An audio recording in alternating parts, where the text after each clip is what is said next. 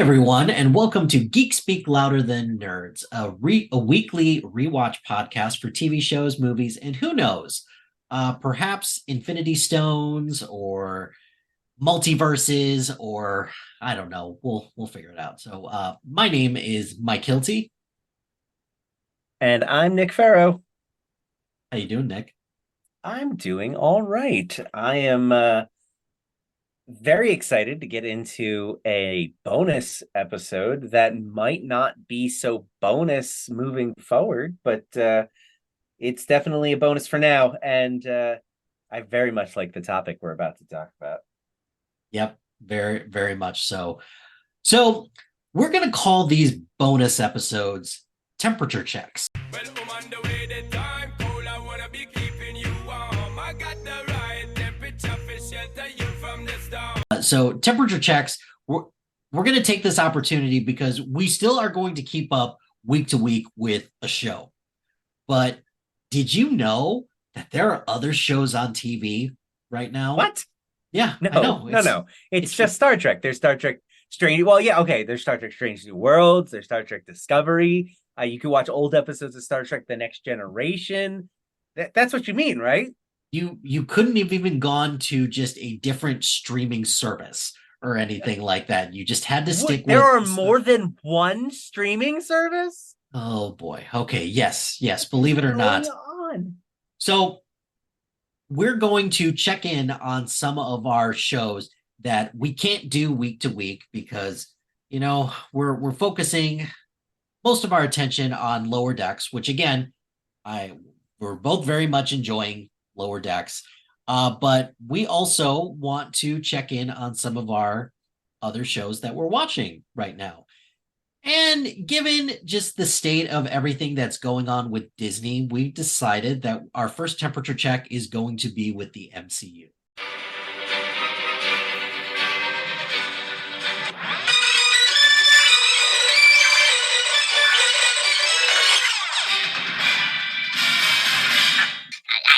You must be truly desperate to come to me for help. I recognize the council has made a decision, but given that it's a stupid-ass decision, I've elected to ignore it. I have been falling for 30 minutes!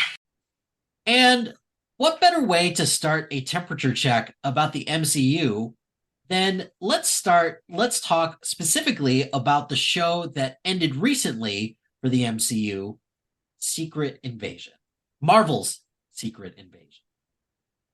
Disney's Marvel's Secret Invasion. Kevin Feige presents Disney's Marvel Secret Invasion. Bob Iger's introduction of Kevin Feige's Disney's Marvel's Secret Invasion. Speaking of Bob Iger, come on, you make a crap load of money. Pay your writers, pay your actors. Stop being such a dick about it. Come on. Seriously, from billionaire sleepaway camp. I'm sorry. I just need to get back to there are more than one streaming service, but like, how would that even work? Wouldn't they just be at war with each other constantly trying to steal each other's stuff until the point where they would collapse in on each other and no one would make money? Not even the writers, the actors, even the producers? In the computer. It's so simple.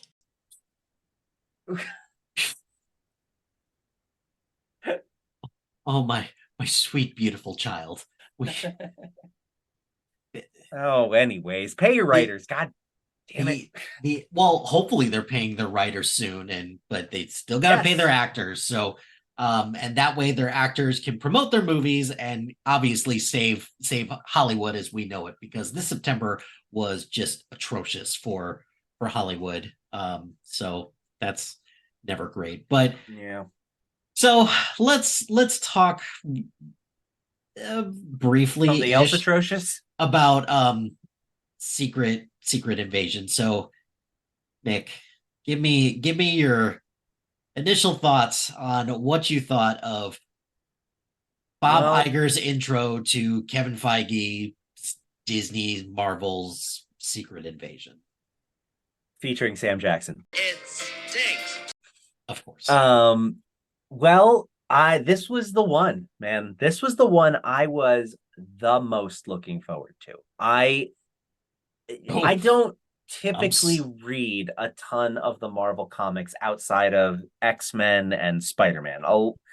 Growing up, if I found an X-Men comic or a Spider-Man comic, I would immediately buy them. And so I've read more random comics of those characters than most other characters. Then when I got to college and after, I got into a little bit more heavily, and one of the runs that I saw as it was coming out was Secret Invasion, and I followed a good chunk of it. Now, I bore no false hope that this would be a 1-for-1. Like, that's obvious at this point. I actually put to bed a long time ago that the movies and the books and the comics needed to really follow. In fact, it's one of the things I love about the MCU is how they can be both honorable to the comics and also ignore them completely at times to make something, because the goal originally was to make something good that did these characters justice. And one of my favorite tropes of the last couple of years is getting to see that comic accurate costume on screen.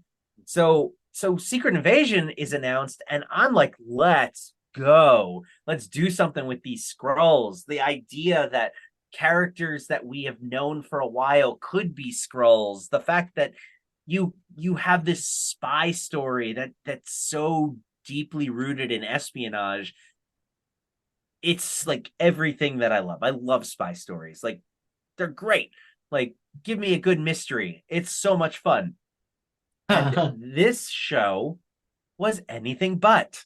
No, it was like they didn't even read the comic. They didn't even know what it was about. They were just like, there's like shapeshifters in it, right? Like, and then it just, I think the biggest failing was that they didn't create a good story that would go along with the premise. Like, this is so much an espionage, who you don't know who to trust situation, like all the best Mission Impossibles, all the best James Bonds. Like, you have so many different sources of inspiration that you can take ideas from on how to craft a spy story in which you've got shapeshifters, and they didn't do a single one of them. It's almost like they were like, they'll be expecting that.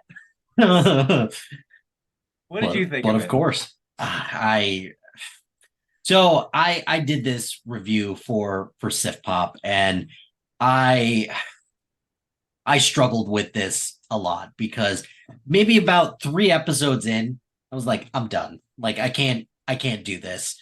But being the completionist that I am, I stuck with it, hoping that there would be something that would catch my attention, something that would, do something for me.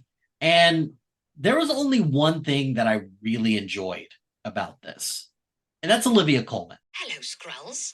I was just gonna say, was it Olivia Colman? It's Olivia it. Colman. That's the only reason. That's it.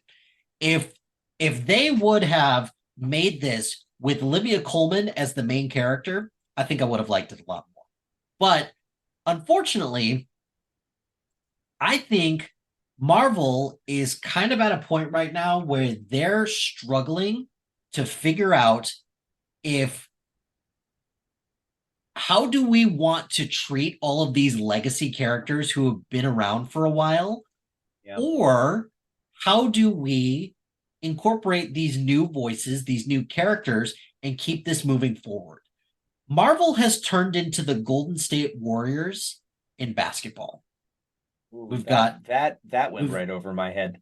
Oh, no. Okay, all right. I didn't need you to explain that reference. This might be the happiest I've ever been talking to you because I get to explain something to you. Go for it. So, Golden State Warriors have been the most recent NBA dynasty, I guess. So in the 2010s, they got really good. They went to, I believe, 5 straight NBA finals where they won the first one. They lost to LeBron James and the Cleveland Cavaliers for their second one. And then that next year, they got Kevin Durant. So then they won 2 more after that. And then they went to the finals again. And that was when Klay Thompson, one of their, half of the Splash Brothers that isn't Steph Curry, he tore his ACL. That's when Kevin Durant blew his Achilles. And that's when figured that this dynasty is over. Well, what they started doing is that they started loading up on younger players and drafting really high. So they ended up having this situation where, okay, we're on 2 timelines right now. We've got this core cast, which is Steph Curry, Klay Thompson, Draymond Green. There's 3 core members that has won them all these championships. But then they started kind of like a pseudo youth movement to take over when these 3 people inevitably get older and they start to suck, which hasn't been really the case because they won another championship not too long ago. And what they've pretty much signaled is that they're pretty much abandoning this youth movement. They traded away two of their highly prized higher draft picks that they paid a bunch of money and such. And they're just going to ride with the old cast until the wheels come off. That's a good question. What happens is the center has the ball first, and quarterback will say hike. That's when the center puts the ball into the hands of the quarterback. So what I do is I start tackling the quarterback unless he give the ball to somebody else, in which case I'll try to tackle that person. Which is what I think Marvel is doing right now. They're riding with this old cast until the wheels fall off. And Secret Invasion is a great example of that because you have Samuel L. Jackson who, okay, before I get into my thoughts on, do we want to do spoiler free or do we just want to rip the Band-Aid off? Let us spoil the crap out of this show because one of my biggest complaints comes in the form of a spoiler, but it's not really because it's stupid. Yes. So also, sidebar, I apologize for the last 4 weeks of spewing nerdy Star Trek stuff at you. Like, oh, is this what it feels like to not only do? Oh, I understood that. I know who Eric Durant is. Kevin Durant. I know Durant's. That's a word I know. I'm like, oh my God, I get it now. So what you're telling me is that we could do a basketball pod. Add that to the growing list. Add that to the growing. Punish me.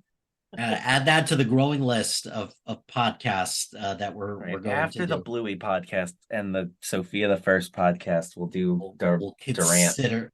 Well, Eric Durant. Erica Durant. Erica Durant. Oh, there. Okay.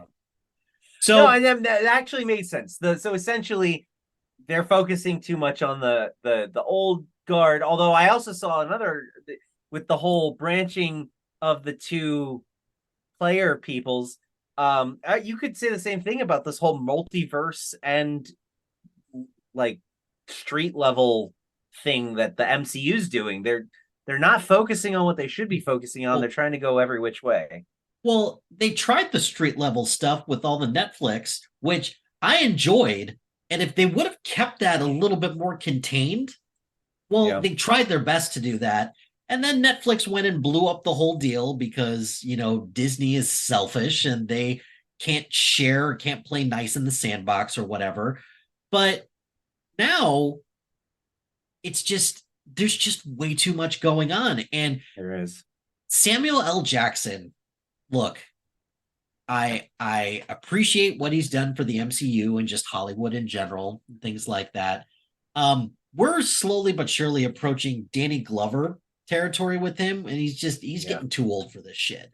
And it's too bad, but there's so much in this that I just, he's doing the best that he can with the script that he's given, but it's a terrible story. It's a terrible script.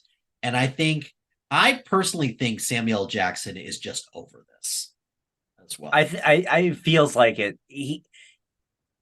if I had a negative to say about Sam Jackson, is that you can kind of feel like I don't think he liked where this story went. It He's good in it. I could never say something bad about Sam Jackson. He definitely delivers a good performance. It's just what he's being asked to deliver is not up to his normal quality because it's just the writing's not there. There are moments of it where you can definitely see he puts his own flair onto some bad writing, but like they're doing the thing that they've been doing with everyone else that it's just super obnoxious. Hey, we're taking this guy that you like that is a bit of a hero and we're really running him through the ringer and he's going to be sad now and super unhappy and everything's going to be going wrong for him and nothing's going to be good and isn't this such good entertainment because the person you love is in such pain? And it's like, no, stop. I really kind of wanted to see more of the like flashback Nick Fury doing cool spy shit. But like, even if you don't give me flashback Nick Fury doing cool spy shit, give me old man Nick Fury showing me that he still got it. Don't make half of your show people just telling him he doesn't have it and look at how bad he is at his job. Like, I just absolutely love seeing people be terrible at their job. So annoying. And then and I couldn't believe that they actually killed Maria Hill in the first episode. I kept expecting her to come back. Like that's your scroll surprise right there. Like because turns out we didn't show it. Because nobody stays dead in the MCU. Like Right? it's just like it's the same thing in comics. And I'm not convinced at some point or another that we will get into this later about Marvel's problem right now.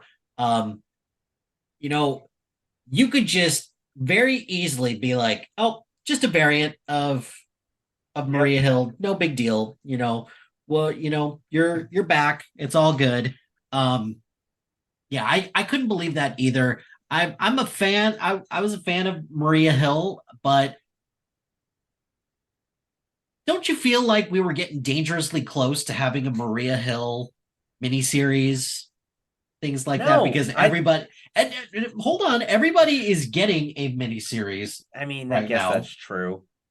So I don't know. I really liked how she would just pop up sometimes. Like, aside from the fact that she's Robin from How I Met Your Mother, and I love seeing her every time she shows up. I really feel like that was a character that you keep alive. It's a character that shows up from time to time, can be that like Wong is apparently now in the MCU, where he's in every show. Everybody gets a Wong, but everybody gets a Wong. That's a good podcast name. But everybody does. And why not everybody gets a Robin Scherbatsky and or Maria Hill. Or Robin Sparkles for Exactly. Let's all go to the mall. Let's go to the mall, everybody. And today, I really love her as a character, and I feel like she just got underused a lot.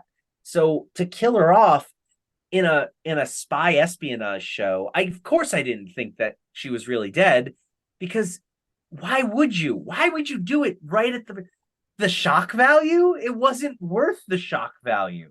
It was a waste of that character. If you want to kill her by the end for reals, great. But that's another one. It felt like maybe she's just, I'm done being Maria Hill in the MCU. Write me out, please. And then we'll call it a day. And it was disappointing. That was a disappointment right off the bat, because it felt like a bait and switch, like a twist. Like it was going to be a twist. And it didn't even end up being like a red herring or anything. Like it just, no, she died. That was it. Well, the first two episodes I kind of liked. And then it just became very apparent that they didn't know what they were doing.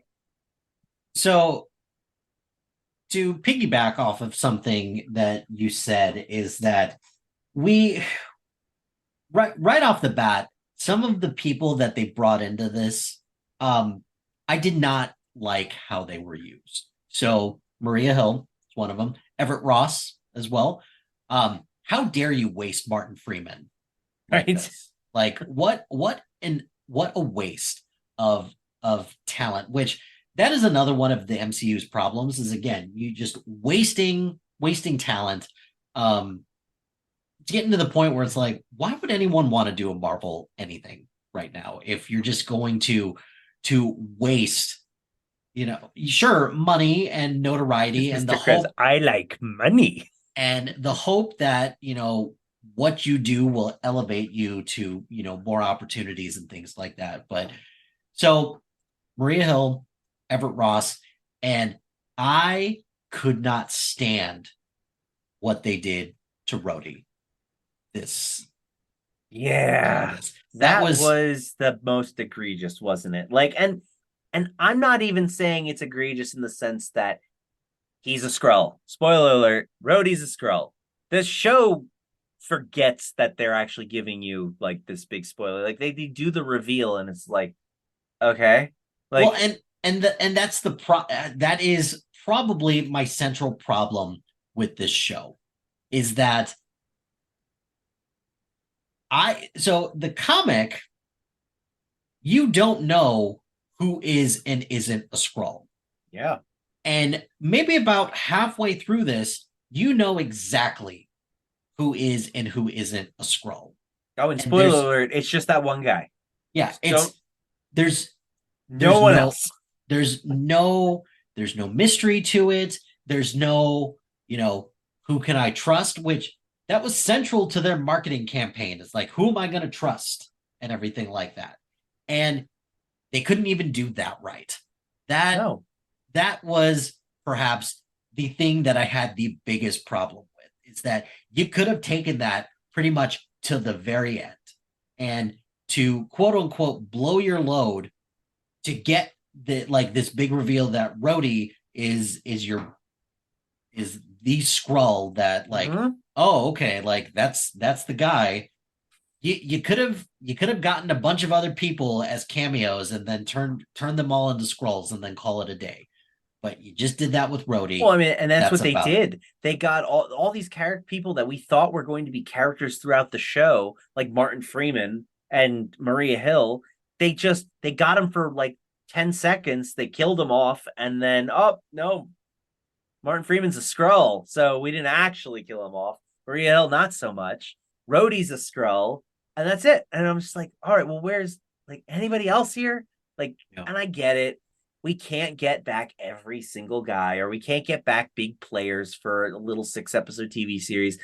We can't we can't make this bigger. But like, it's baffling to me that you have a story arc like Secret Invasion and you don't make it an entire phase of movies and TV shows and just like, why waste it? It's like going back to Civil War. I never understood why they did Civil War so early, or at least use that title so early, because what Civil War was in the comics was essentially what we're all expecting. What Endgame was. Like Civil War in the comics looked more like Endgame's final battle, where it's just a clash of all your favorite characters, villains and heroes fighting together on really weird teams. And it just, Civil War felt like a pale comparison to that. And I'm not saying Civil War overall was a bad movie. It's just, you're making a promise that you're definitely unable to deliver on. Why do Secret Invasion now? Everyone is going to be expecting so much more of it because of what the title implicates. Yeah. It's like Multiverse of Madness. Don't call it that if you don't plan on taking us into a multiverse of madness. Like, one 30-second scene where he pops into different universes is hardly a madness multiverse make. So yes indeed.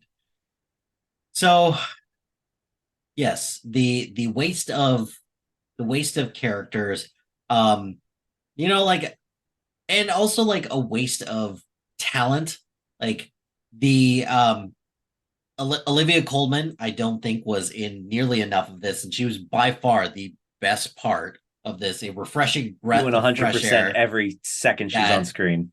that could have potentially, she stole all of her scenes, and she was great as one would expect her to be. Nigel's the one with his silencer pressed against the base of your skull. Ooh, there he is.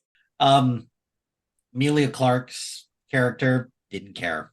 Just Ugh, don't that was such don't a care. waste of a good actress. I couldn't believe it. They made her character not even entertaining to watch. Like, oh, it's more her. Like, I gotta. Mhm. That's not. This is why I come here. I wanted to Well, see Sam Jackson do stuff. and then the what happened at the end, Ugh, the super I scroll of it all. the super scroll, I did not like that at How all. many times does the internet need to yell at Marvel, especially Marvel, for making a third act battle between two same versus same? Like, I feel like I'm taking crazy pills at this point. Like, especially because what was She-Hulk was the last TV show, right? Before Secret Invasion? There Yes, wasn't anything in between it. and not And only they they called kind of to learn it. they took Marvel to task a little bit for it. I couldn't believe it. I'm like, you literally just like, so what? It's okay. Oh, well, we made fun of how we do that in She-Hulk, so we can keep doing it. No, no, that means we don't ever want to see it again. Oh my God. It's Yeah. just, it's becoming insulting at this point. And they're not having a good run of things. Like, they had Wakanda Forever in the middle of a pretty crappy sandwich of movie and TV shows, and they got lucky with Guardians too, but or Guardians 3, Yeah. Guardians also. But still, like, your last 5 projects out of 10 have been real stinkers, with only like 2 exceptions. I I really am concerned about them going forward. Like, the Marvels better be the funniest and best freaking movie they have ever made that doesn't have James Gunn directing. Because if it's not, I am very concerned once this writer's strike is over and people get back to work. Okay. You've said something that I think also is a bit of a concern, because I also think this is partially on us as the fan for Yeah. being spoiled as I mean, long sure. as we have. So here's the thing, and this is what I said about Secret Invasion. I said that I am I am not going to have I'm not Marvel fatigue. I don't think will ever be a huge thing for me. Agreed. Marvel intolerance for okay to bad is going to take over at that point, because I know eventually down the road that X-Men will be coming, and X-Men is my jam. It's what I grew up on, and as long as I could just hold serve until I get to that, fine, whatever. Well, I think that's part of the problem. I don't think it's like, my ire with them at this moment is not because I'm upset that they're doing poorly overall. It's that I know that eventually they could screw up to the point where the thing I've been waiting for the longest, the X-Men in the MCU, finally, the X-Men being, I want to see Kevin Feige's idea of what the X-Men should be. Kevin Because I've Feige seen what he's presents done. the Kevin X-Men. Feige presents the X-Men.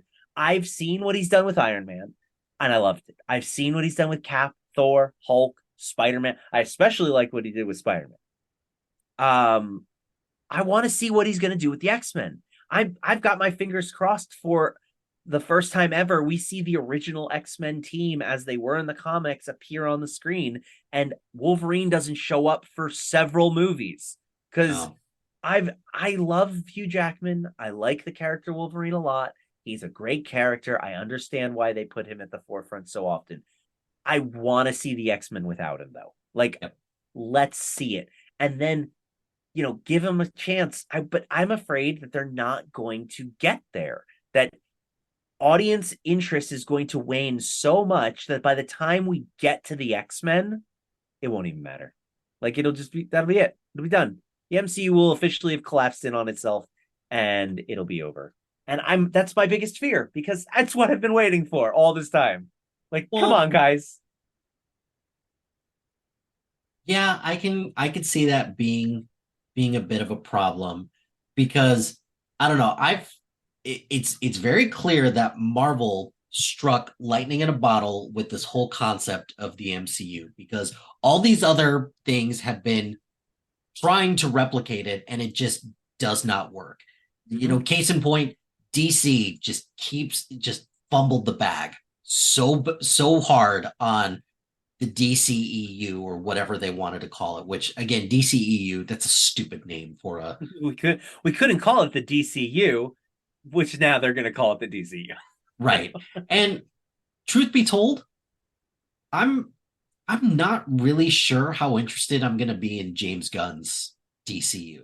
James Gunn presents the DCU. Like I'm I'm excited for James Gunn's individual projects. I'm not excited for the stuff that he hands off to someone else. Like, I guess he might be.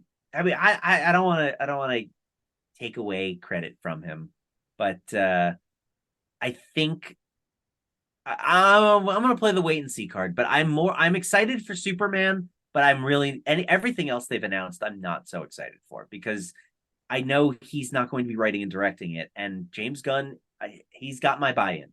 He writes and directs quite well, if you've noticed. Yeah. Really, I was unaware. So it's going to be interesting to see where that goes. Which, I'm done talking about Secret Invasion. Like it wasn't that great. It just, it was just a big bummer. They just didn't do the story justice. The whole his wife storyline was fine, but it didn't belong in this story. Like, it didn't belong, and it was just something that was just look, when they did that with Hawkeye, whatever. It's no big deal because Hawkeye wasn't like as big of a character, but we've also gotten more time for her to develop into, who she is. This just came like out of nowhere, no semblance or anything like that. It just felt very odd, and it just felt like something to just tack in just to give Samuel L. Jackson an excuse just to have more of a story and more, and it didn't work like for me. Yeah, like I agree. I said I don't want to talk about it, and here I am continuing to talk about it. And the last thing that I will say about it, I really like Kingsley Ben-Adir as a actor. He sucked in this, and it wasn't all his fault. The character was just. I don't think any of it was his fault. I think because he did more in Barbie this summer with such a little amount of script than he was able to do with so much script in this show. He's so good, and just it was awful watching him. It hurt. Yeah. Like, so it's. So I don't want to talk about Secret Invasion anymore because so right now MCU currently as we have it. So we had Secret Invasion, you had Guardians 3, which I liked Guardians 3. I didn't think it was like I still hold the first Guardians of the Galaxy, to very high esteem. So I'm never going to say that this Guardians was better than the first one, but I did enjoy it a lot. And I think the reason why I enjoyed it so much is that it was very standalone. It doesn't have a whole lot of connection to like this multiverse saga or anything like that. Yeah. I like that a lot. And it, these characters, there was some setup for more stuff, but not a whole lot of setup just for everything, moving forward. Kind of what Ant-Man's problem is just like, this isn't an Ant-Man movie. It is let's set up phase 5. It's a multiverse movie. Yeah. I was just watching Loki, and I think I nailed the issue. Because if you take all of the multiverse, so far we've had a slew of multiverse or quasi multiverse stories. We've had WandaVision, Loki, Multiverse of Madness, No Way Home. We're getting Loki season 2, and then we've had Quantumania. All of those focused on the multiverse in some way, shape, or form. If we had gotten those back to back, or at the very least, 2 for every one two multiverse stories for every one non-multiverse story, instead of like 30 projects, only those 6 being multiverse. Like, I think we'd be a little bit better off. Like, they need to treat it like a TV show. If multiverse is your phase 4, 5, 6, make it that. Stop throwing in your street level stuff. Stop throwing in your Black Widows, your Hawkeyes, your She-Hulks, your upcoming what's it called? The Thunderbolts movie. Like, we don't need those yet. Just do the freaking multiverse. Just do it. Like, we keep going to these movies hoping to get a tidbit of multiverse, and we're not getting anything. And so then when we don't get multiverse, we just ask the question, where's the multiverse? And why is the multiverse not affecting this one, but it does affect the next one? Like, or you get the problem, well, Loki sets up the multiverse and Doctor Strange is going to the multiverse, but then Doctor Strange doesn't do anything connected to Loki in the multiverse. So it's like, what are you guys doing? Like, you gotta connect it a little bit more. Yeah. And I understand that, you don't want to go too nuts, but I think that's the major problem right now is they need to pick a lane. You say the fate of the multiverse, and my brain died. Just, Well, please. Well, I'm not sure. I don't know. I kind of agree with that, but Marvel showed that, hey, we can go cosmic, we can go, we can go street level, we can go supernatural. We have all of these different branches. If we can focus, and then we eventually need to focus on Thanos. And I think for me, that's the big problem is that, hey, if you're going to make Kang the Conqueror or Kang or he who remains or whatever you want to call him, the big bad, he needs to be, there needs to be a little bit more focus on developing him. And I get it. It's tricky right now. Jonathan Majors is in potentially major trouble, I guess. But it's one of those things that they need to figure all of that out before they eventually can see where they can take his character, or just the character of Kang. Well, they were having problems before he had real life problems. Like, that's the issue. Like, we haven't had a multiverse movie since his announcement. Loki theoretically was pushed to October because they wanted to distance themselves. It was supposed to come out in Secret Invasion's place. Although I guess Secret Invasion was supposed to come out a lot earlier too, but like, still, like, I don't know. You're right. You're absolutely right. They need those other stories. Like, you could go into a comic book store and decide, I want to read a Hawkeye comic, Mephisto comic, and a Guardians of the Galaxy comic. You said Mephisto. I know. Like, we have been, and I've been joking about that all day, all weekend. I'm like, oh, it's a Mephisto reference. Well, and I think that's something that I'm kind of struggling with my expectations, because I unfortunately get too, like, and this was a problem. This has been a problem specifically since WandaVision, that, hey, I expected, because I listened to the internet like an idiot, and everyone was like, Mephisto's coming. I'm like, oh, okay, cool. Like, I'm really looking forward to this.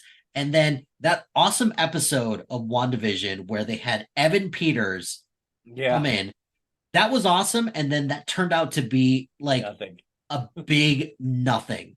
You blew it with Evan Peters just so that you could slide in a boner joke. Great.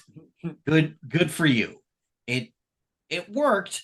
And now, we've got this Agatha, or the Coven of whatever. Whatever they've decided to call it this week, because they're on its third title now. Yeah. So I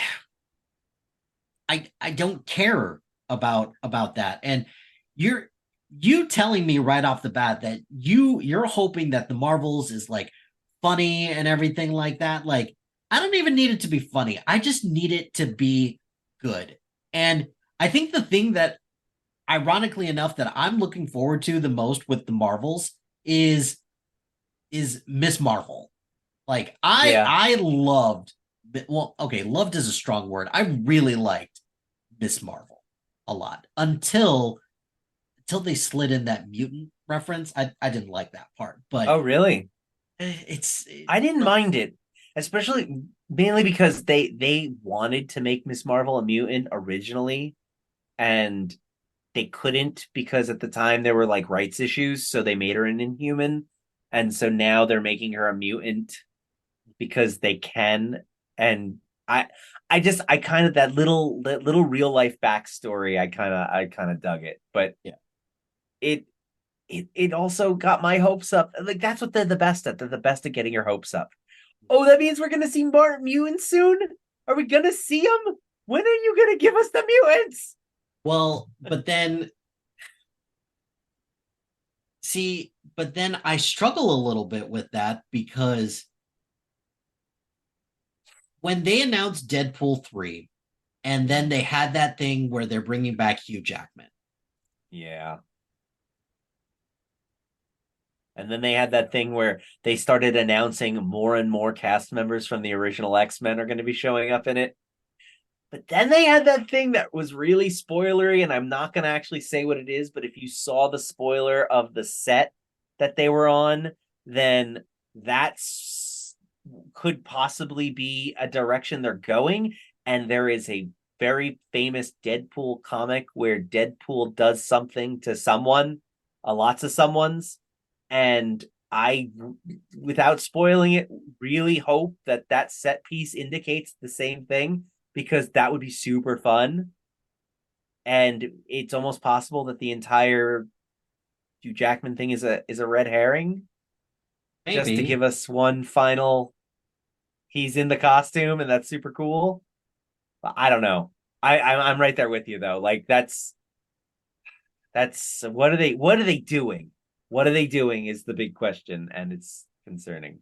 Yeah, so I'm just very, very confused about. Logan was such a perfect send-off for him, but I guess, like everybody in Hollywood, they're just a whore for money. So, their last handful of projects have been, I think at best you can call them inconsistent, and at worst, Yes. it's just been a mess. And I think we've kind of identified a bunch of things. Like, I think one big problem is that there's just too much. There's just, because I was talking about this, I think I said it on, the artist formerly known as Twitter, that Marvel movies used to be an event, and now they don't feel like events anymore. They feel like, oh, this is just the next chapter in the grand book, and I need to get through this chapter in order to get towards the end. It's just it's a TV show that's gone past its prime, and you're still watching it because you know that every now and again they give you something you like, but you're just watching it to get to the end, and that's the problem. You should be watching it for the episodes individually. Can I give you a super, like, I'm gonna put my conspiracy theory hat on a little bit. A small part of me thinks this is not intentional. Like, this is not, like, I'm not saying that this was intentional. I a small part of me thinks that Feige's done with this, and I think so too. he's running out of steam, or he's either running out of steam, running out of ideas, or he is just doesn't want to do this anymore. So I personally do think that the time is coming sooner rather than later where Feige's going to be out and they're going to have to bring someone else in to shepherd this moving forward. Yeah, I have a feeling that's going to happen. Although it'll probably not be someone new. It'll probably be someone like Louis D'Esposito, who's been kind of like doing it the whole time also. So yeah, but maybe, but I don't know.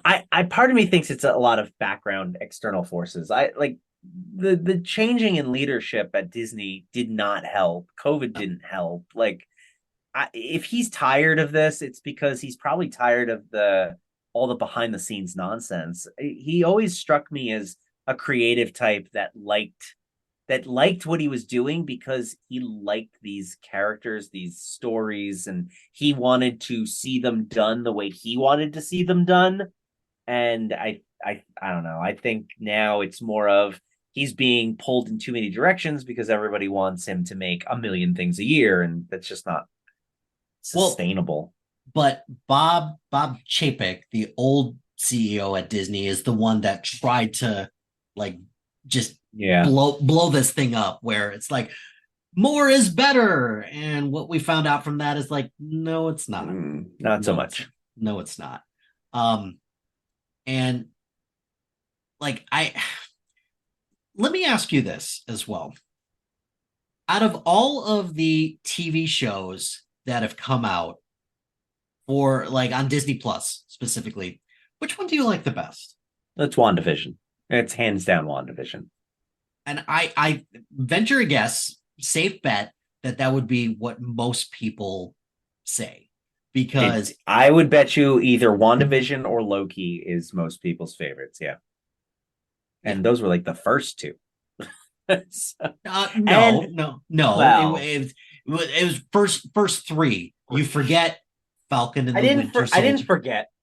I'm gonna write it as if you forgot. So honestly, it's really funny. Falcon and the Winter Soldier is looking a lot better now compared to like, oh man, we were maybe a little too hard. I think the problem with Falcon and the Winter Soldier was that it got sandwiched between WandaVision and Loki, and it just seemed like such a basic bitch show compared to these two incredibly creative, fun shows. And there's actually nothing wrong with Falcon and the Winter Soldier. It's just it's not what I was looking for. All right. Good to know that Nick Farrow is victim blaming here.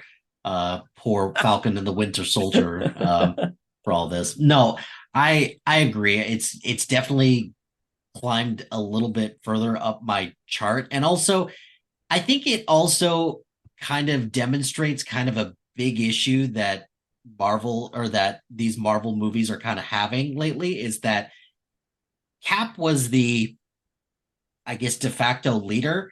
We don't have that. We don't have that anymore. It's just everything is just so scattered and divided, and everything like that. I just think that, hey, if you're gonna make Sam Wilson Captain America, I think you gotta. And that's they should have released Captain America 4 so much sooner. Yeah, but then what do you move? Like, and I think that's their problem. They want to tell an ongoing story, but they don't want to tell it right away. Like, why have we not heard anything from Shang-Chi? Like, oh yeah, it's been 2 years now, not a peep out of Shang-Chi. Like, Simu Liu should have been popping up everywhere after that movie. Like, just throw him in a post-credit scene, for God's sake, just to remind everybody, hey, no, he's still here and we got him and he's going to be awesome. Because his movie was great. His movie was great. I liked it because it was different as well. Well, it was different until the end, and it wasn't different.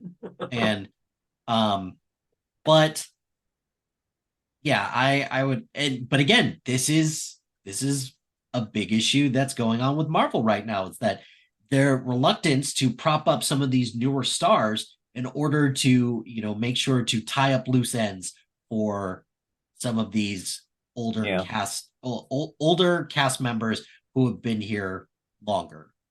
Like, someone posed this question to me a while back. I want to say almost about a year ago now. And it was like right around the time they announced that the next Avengers event would be the Secret Wars.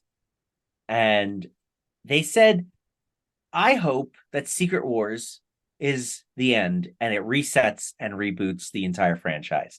And at the time I said, no, absolutely not. That would be awful. You can't reboot this. But now I'm thinking, oh my God, they absolutely have to. Like, and what if they use that reboot kind of in the way that they did in the DC's Arrowverse, where you keep all the actors, but you've rebooted the story, and now you don't have to come up with some convoluted reason why the X-Men weren't around for everything else. Like, no, yeah, this new universe, they've always been here. That's how it is. We blew everything up with Secret Wars, and now we're good to go. Sure. Yeah, I would. Is that would you want to see that? I think at the end of the day, yes, but I'm struggling a little bit with what would I rather see? Would I rather see a reboot? Would I rather see the end? Because there's a lot of properties coming out down the road that I'm very excited about, and there's some that I'm like, why are we doing this? Mm-hmm. Like, what is going on? And granted, part of it is because these are characters that I'm not as familiar with as well. Like, yeah, I'm sorry, I don't know a whole lot about Echo or nobody does. And things like that. I thought Echo was cool in Hawkeye. Well, we're gonna find out all about Echo in just one day. So they've made it so we don't have to really drag that one out. Yeah. So I don't know, like this kind of do you ever watch the show The Good Place? Yes, I love that show. Okay. I think for me, one of the most profound things that I have seen in a TV show is at the very end of the series when they figure out why is everybody in heaven so incredibly bored and why do they all look miserable? And they finally come to the conclusion, and that's something that they all figure out, and it's like they're all miserable right now because there is no end in sight for this. Yeah. And if you give them the opportunity and say, okay, I think I'm done. I think I'm done. And then that's it. The ability to choose your own off button. Yeah. Yeah. Yeah. And I think I am starting to get to the point where I might, if anything, maybe not the off button, but maybe it's time for a little bit of a pause. Yeah. Let some of this stuff breathe a little while. But that's never going to happen because capitalism is a thing. So, well, maybe not so much lately because, Guardians made a bunch of money, but Ant-Man did not. Yeah. I'm hoping that is the kicker. Ant-Man didn't make the money. Guardians did. What was the difference? One had a very well-crafted story. One was corporate synergy at its finest. We're getting to the next thing, and we didn't bother to make a good story to get us through the current thing, but it's okay because we have the next thing. You're going to like the next thing.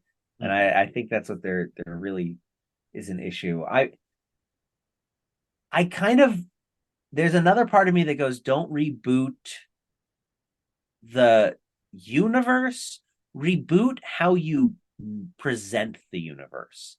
There was, did you watch Agents of S.H.I.E.L.D.? Mm-hmm.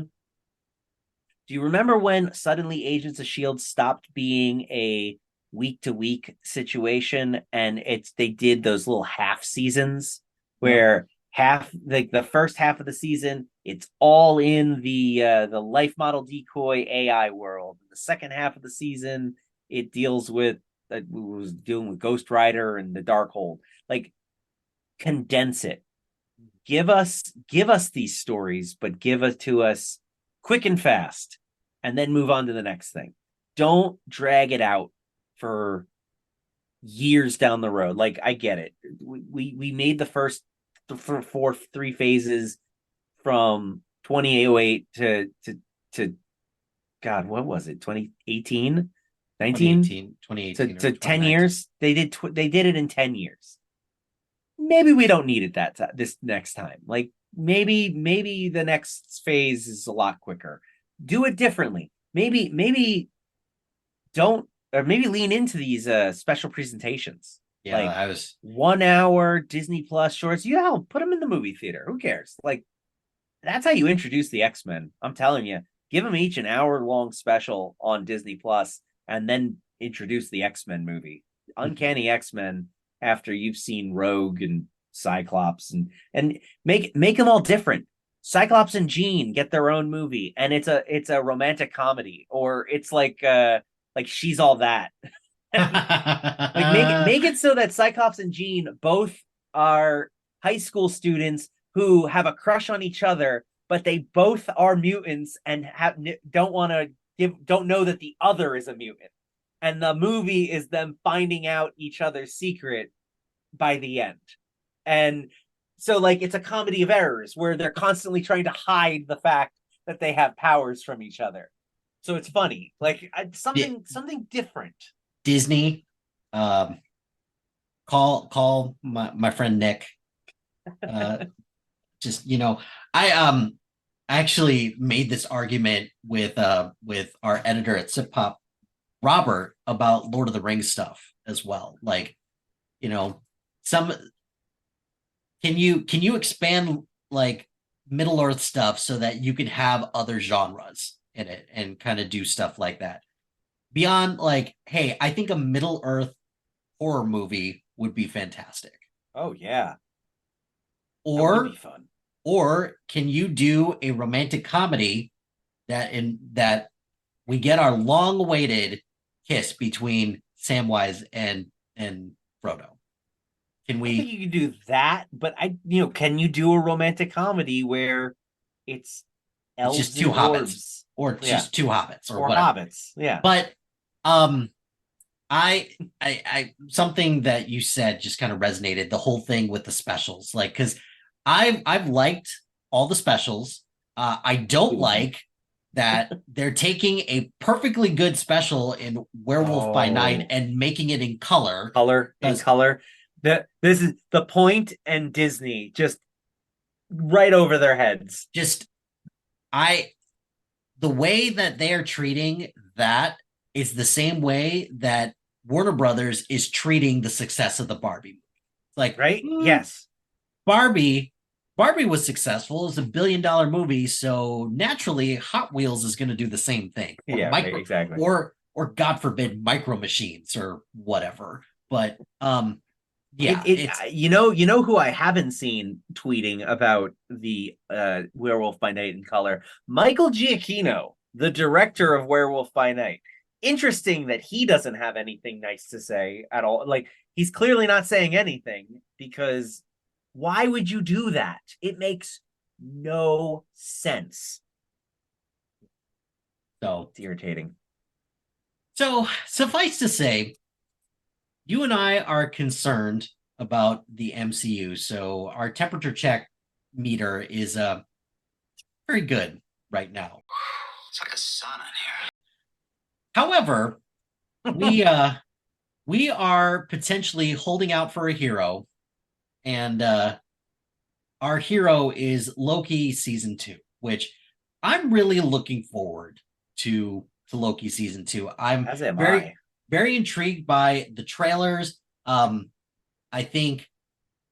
don't think Loki season 1 gets enough credit for what it was able to pull off, which, hey, you turned this likable likable villain in Loki into somebody that you're actually kind of wanting to root for to be successful. Very much wanting to root for. So I'm looking forward to it. And for all of you Geek Speak Louder Than Nerds listeners out there, Nick and I are very, very proud to announce that we will be. Look, the whole point of this podcast was we did want to do something week to week. Uh, However, we eventually both realized, unfortunately, that there's a lot of TV out there that we wanted to talk about. So, what we're going to be doing is that we're going to be doubling up, if I may, and we're going to be doing Star Trek Lower Decks and Loki season 2 for a couple of weeks. And then when Star Trek Lower Decks season 4 is done, then we'll ride it out with Loki, and then we'll just finish it out. So, well, We'll find something else to do. there's plenty of other stuff. Plenty to do. there. We'll cover it all. But yeah, I think it'll be a good little bonus every week that they're both running together. You will get 2 podcasts in your feed. One will be Star Trek, one will be Loki, and then that way, if you're not a huge fan of Star Trek, you've got something else to listen to. If you're not a huge fan of Marvel, you can keep listening to Star Trek. And we'll try and do these temperature checks every once in a while. If we've got an off week where there's only one thing going, and maybe we'll throw another show in there as we go as well. Well, I think for sure one show that we're probably going to do a temperature check on, correct me if I'm wrong, we're probably going to do temperature checks, when it ends on Ahsoka, right? At the very least, a check. If we don't decide to just go and do the whole dang thing, we'll see. Yeah. So we'll get that. You tell out. us. Tell us in the comments. Let us know. Do you want us to talk about Ahsoka after Loki is over, or concurrently with Loki after Star Trek ends? Do you want us to talk about another show? Like, let's try and keep them short. Like, don't suggest like a show that ran for 8 seasons that has like 300 episodes. Let's keep it short for now. We might do that someday, but yeah, recommend, tweet us, blue sky us, letterboxd us, whatever you want to do. What is the term for blue skying? Is it, do you blue us? No, we can't. Do ourselves. Oh, maybe not. Hey, Michael, are you blue? Yeah, that's yeah. I don't know, but they need to come up with that soon, because I do eventually want to get on blue skies a little bit more, because Twitter is just not good right now. But anyways, Nick, any final thoughts on the MCU? What you want to see looking forward, or Loki? What are you looking forward to most with Loki? I am super excited to watch Loki season 2. I am very hoping to see Mobius on a jet ski by the end of the season, or at some point during the season. I can't wait. I hope it's good. I really want an MCU win, because even though I just bitched about it for the last hour, I super, super love most of it. Like even a bad MCU movie. Well, I guess that's not true anymore. It used to be that even a bad MCU movie was still better than a good regular movie. But I mean, it couldn't last forever. But at the very least, the losses aren't as bad as they seem, and they aren't as frequent. So we just happen to get a bunch in a row. So I'm hoping we've got nothing but blue skies ahead on Blue Sky. You heard it here. Nick wants everything. So good for you, Nick. No, I generally agree with that. I reiterate that Marvel fatigue is just not going to be a thing for me, but I'm just, the tolerance is starting to get up there for, just lazy, rushed projects. I just, just take your time, let's have less stuff, and let's just focus on making these better stories. Better stories, better characters solves a lot of problems right now. So we'll see how that goes from there. I'm very much looking forward to Loki season 2. Just it'll be nice just to this contradicts, kind of similar to you, contradicts what I said in terms of, hey, do we really need the old guard still hanging around here? Well, Tom Hiddleston is part of the old guard that I just want to keep around. So, I'll still be excited to watch, Loki, and just I also need Loki to have stakes as well. I need it to matter. So that's as long if Loki can give me a good story and have it matter in the grand scheme of things, then I'll be in good shape. So I'm clearly asking for a lot, unfortunately. So I don't think you are. I think asking that Loki have some good stakes in what should be, I know we keep saying this, which should be the big multiversal kickoff. Like, we've gotten him in Ant-Man now. Let's see what Kang can do.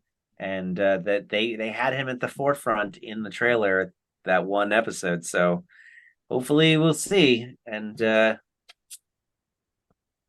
knows? Maybe we'll maybe like me in the last episode, we'll all be made to look the fool, and they'll suddenly have their entire game plan ready to go, and boy, won't we look sheepish for ragging on them because they knew what they were doing the whole time. I just hope the stakes are medium.